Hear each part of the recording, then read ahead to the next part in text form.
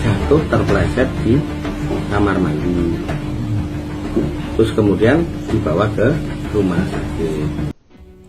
Meninggalnya santri warga Kecamatan Glenmore, Kabupaten Banyuwangi yang dianiaya oleh santri seniornya. Pihak kepolisian Resort Kediri Kota sudah menetapkan tersangka. Motif para pelaku ini karena kesal terhadap korban, sehingga korban dianiaya dengan cara dipukul selama 3 hari berturut-turut hingga akhirnya meninggal dunia. Jagat maya ini dihebohkan dengan kasus seorang santri yang dipulangkan dari Pondok Pesantren Tartilul Quran Al-Hanifiyah di Desa Keranding, Kecamatan Mojo, Kabupaten Kediri, Jawa Timur. Dipulangkan dalam kondisi meninggal dunia pada Sabtu 24 Februari kemarin. Mirisnya ini santri bernama Bintang Balkis Maulana yang masih 14 tahun meninggal dengan penuh luka. Awalnya pihak pesantren ini menyebut Bintang meninggal karena terjatuh dari kamar mandi. Bahkan kain kafan santri sempat dilarang dibuka nih, dengan alasan sudah disucikan. Namun pihak keluarga merasa curiga ya, dan tetap bersikukuh membuka untuk mengetahui kondisi korban karena melihat ada cairan merah yang keluar dari keranda saat jasad korban ini dibaringkan. Akhirnya diperoleh fakta jika Bintang memang mengalami luka di sekujur tubuh. Teriakan dan protes warga pecah saat kain kafan yang menutupi tubuh Bintang Balkis Maulana dibuka oleh ibu dan kakaknya di rumah duka. Terdapat luka di wajah, luka di dada, dan ada juga luka bekas jeratan di leher. Tulang hidungnya yang patah, serta ada luka seperti bekas sundutan rokok di kakinya. Keluarga yang mendapati kondisi korban yang diduga dianiaya ini akhirnya membuat keluarganya melaporkan hal tersebut ke Polsek di Banyuwangi, dan jasad korban lantas dibawa ke Rumah Sakit Umum Blambangan untuk diperiksa. Pulang pondok tahu-taunya kayak gini Pak, gimana Pak? Gimana Pak? Tenang.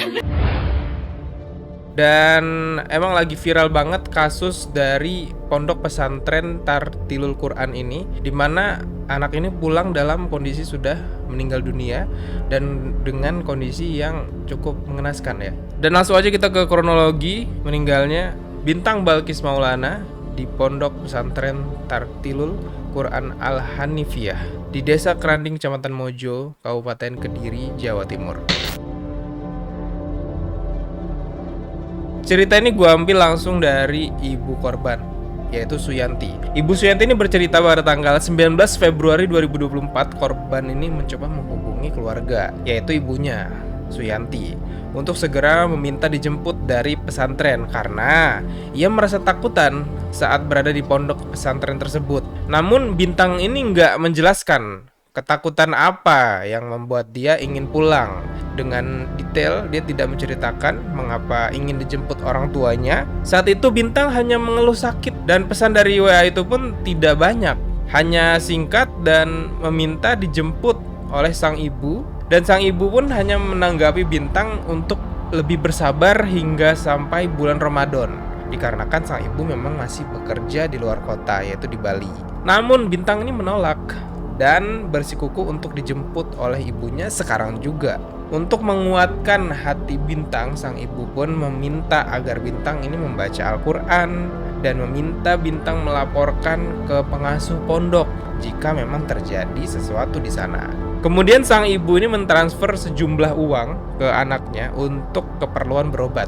Dan untuk memacu semangat Bintang dalam menuntut ilmu di ponpes tersebut, Suyanti, yaitu ibu korban, pun sempat juga menjanjikan Bintang sebuah motor.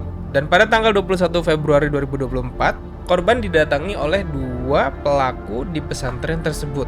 Dan 2 pelaku ini meminta dan bertanya kepada korban. Kurang lebih nanyanya seperti ini. Kemarin kamu lapor apa aja ke orang tua?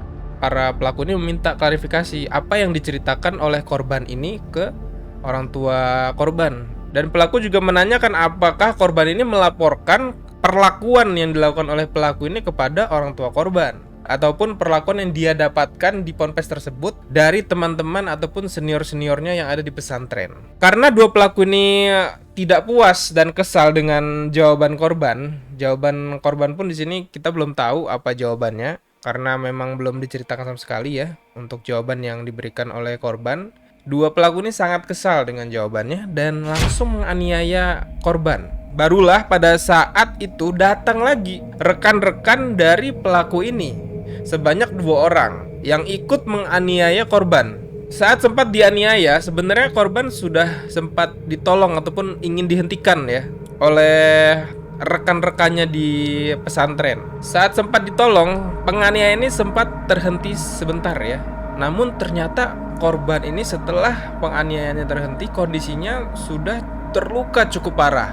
Korban pun sempat menjalani perawatan medis di pondok pesantren dan akhirnya dirujuk ke rumah sakit Arga Husada Ngadiluih. Namun di saat sampai di rumah sakit tersebut, nyawa korban sudah tidak dapat tertolong lagi. Ia dipulangkan dari pondok pesantrennya di Desa Kranding, Kecamatan Mojo, Kediri, Jawa Timur dalam kondisi meninggal dunia.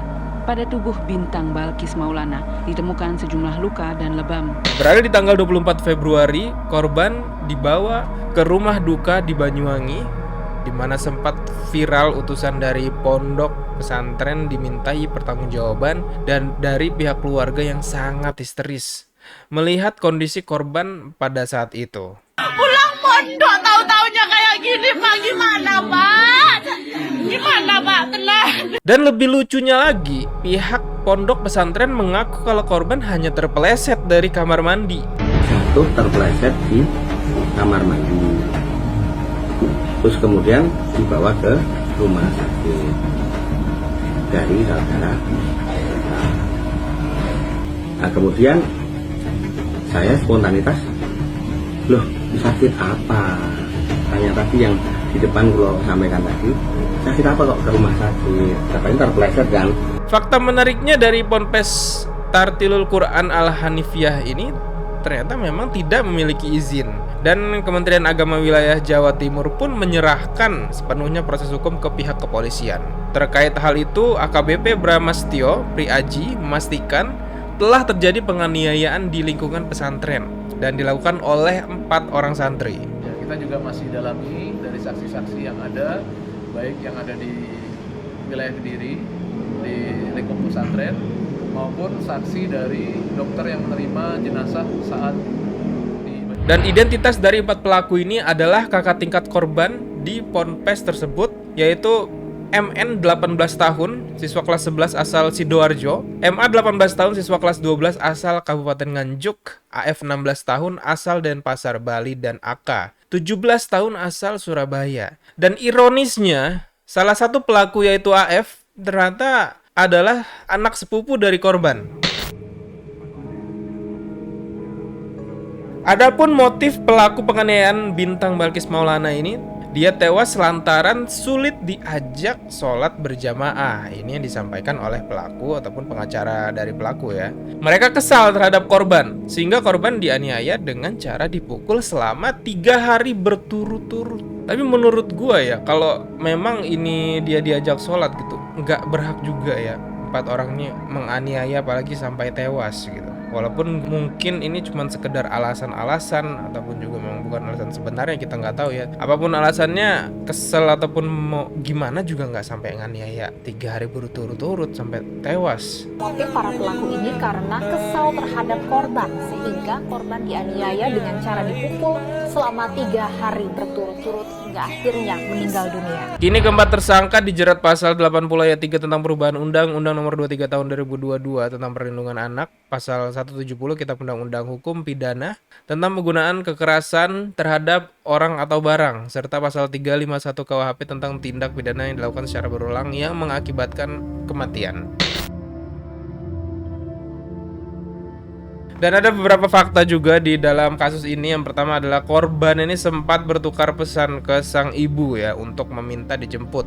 Dan yang kedua, pihak Ponpes ini melaporkan korban meninggal karena jatuh dari kamar mandi pada Jumat 23 Februari 2024. Namun hasil penyelidikannya berkata lain. Perwakilan pesantren mengaku tidak tahu adanya penganiayaan yang menimbulkan korban jiwa. Pengasuh Ponpes juga menjelaskan pihaknya hanya menerima laporan dari pengurus pesantren bahwa korban meninggal karena terpeleset dari kamar mandi. Fakta selanjutnya, korban meninggal dianiaya oleh 4 pelaku yang merupakan salah satu dari pelakunya adalah sepupu dari korban. Hal ini juga disampaikan oleh paman korban, sang kakek yang merawat korban merasa kalut ya, sebab di saat yang sama salah satu tersangka adalah cucunya. Fakta selanjutnya, ponpes tersebut ternyata tidak memiliki izin dari Kementerian Agama, padahal pesantren tersebut sudah beroperasi dari 2014 dan mempunyai 94 santri. Dan yang terakhir adalah chat dari kakak kandung korban yang gue temuin di X ya, di website X. Dari Muhammad Ilham, Assalamualaikum warahmatullahi wabarakatuh. Mohon maaf, saya sebagai kakak kandung korban ini mengklarifikasi masalah chat adik saya yang minta jemput. Memang betul adik saya pernah ngomong ke ibu kalau almarhum minta dijemput, dan saya sebagai kakaknya sudah mau berangkat menjemput adik saya waktu itu. Tapi adik saya tiba-tiba telepon, almarhum bilang kalau nggak usah dijemput, Bintang udah betah di sini. Lalu mama saya mengabari pihak pondok agar almarhum Bintang segera dipulangkan naik travel. Terus pihak pondok menjawab, iya, nanti ya sepulang sekolah. Tapi ibu saya menunggu kabar dari pesantren, nggak ada kabar lagi dari pesantren. Ibu saya memang benar-benar nggak bisa menjemput karena sedang mengasuh bayinya yang umur 7 bulan, ditambah lagi kerja sebagai ART di Bali. Jadi diklarifikasi di sini, mohon maaf sebesar-besarnya kepada teman-teman yang menyalahkan ibu saya tidak segera dijemput. Nah, jadi banyak banget netizen ini yang melihat chatnya ini menyudutkan ibunya ya, padahal di satu sisi ibunya memang nggak bisa dan sudah mencoba untuk menjemput si almarhum Balkis ini. Ya, itulah dia teman-teman ya, kasus yang cukup mengenaskan di pondok pesantren, dan ini sebenarnya mencoreng nama pesantren ya, padahal pesantren tuh tempat yang baik untuk belajar agama, pendidikan, tapi harus dirusak dengan salah satu oknum yang ada di situ. Semoga dari kejadian ini kita bisa mengambil sisi baiknya ataupun hikmahnya, belajar dari hal ini agar lebih menjaga lagi ya diri kita ataupun juga keluarga, anggota keluarga kita, agar tidak terjadi hal-hal yang tidak diinginkan seperti ini. Terima kasih semuanya, kita jumpa lagi di next video ataupun next kasus-kasus berikutnya. Assalamualaikum warahmatullahi wabarakatuh.